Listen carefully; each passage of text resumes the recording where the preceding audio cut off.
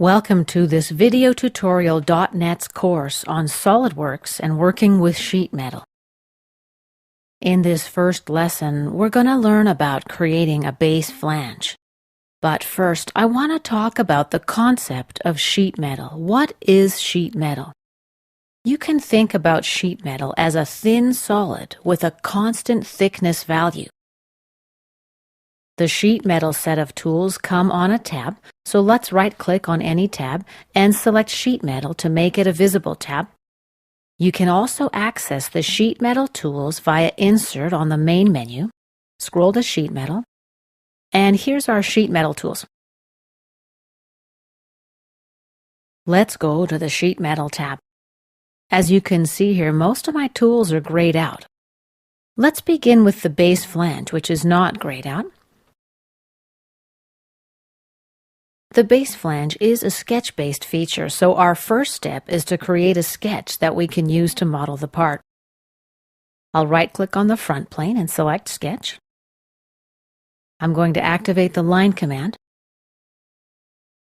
and we'll just place a few lines, create an open profile. Now let's apply some dimensions.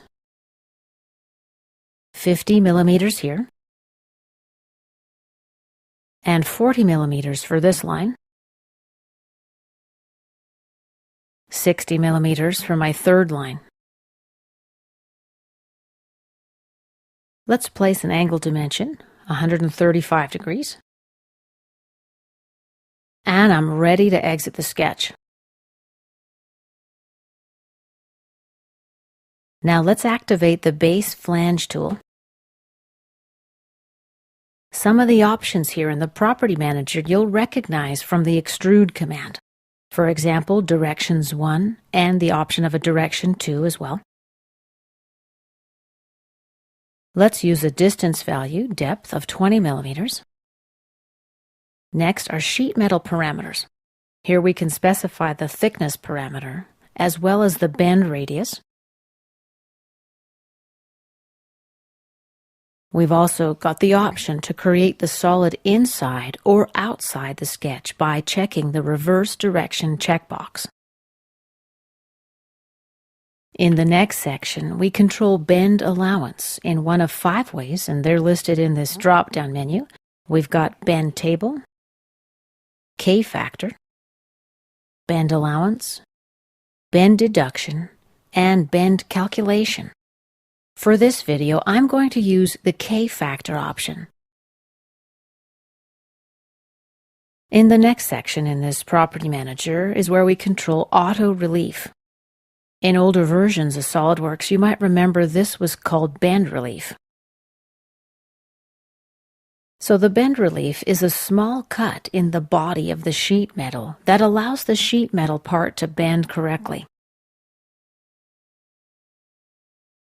We've got 3 options for the auto relief. They are rectangular, tear, or ob-round. I'll be looking at this section in more detail later on in this course. For now, let's select the rectangular option.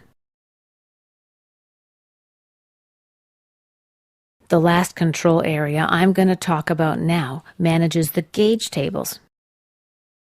If we check here, we're able to select a gauge table from this drop-down menu, or we can browse for a gauge table on our hard drive.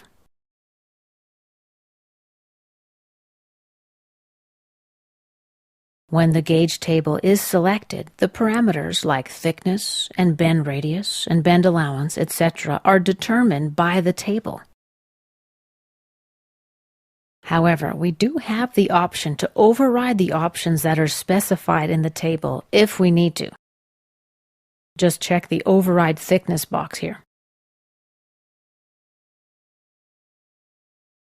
I'm going to uncheck Use Gauge Table, and under Bend Allowance, let's switch to K-factor.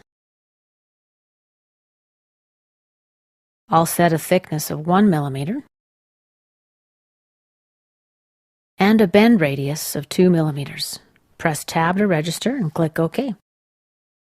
So here's our new base flange feature in the SolidWorks Feature Manager design tree. If I click on the plus sign, I can expand it, and let's check out what we've got in there.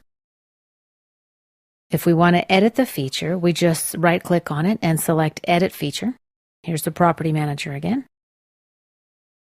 Here we can override parameters like depth and thickness, bend radius. And let's cancel out by clicking on the red X. A new icon that we have here is the sheet metal placeholder. Let's right-click on this and select Edit Feature. Here we can edit parameters that apply to the entire sheet metal part. So for example, we can set a default bend radius. Let's cancel out of this Property Manager. Another new icon is the Flat Pattern feature.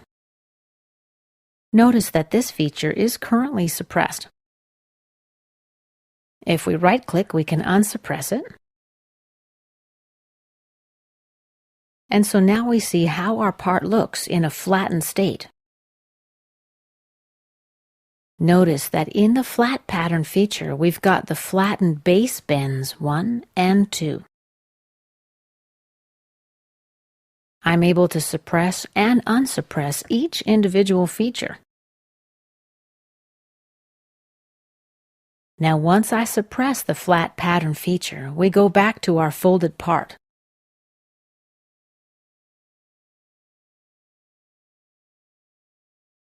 We can also create multi-body sheet metal parts.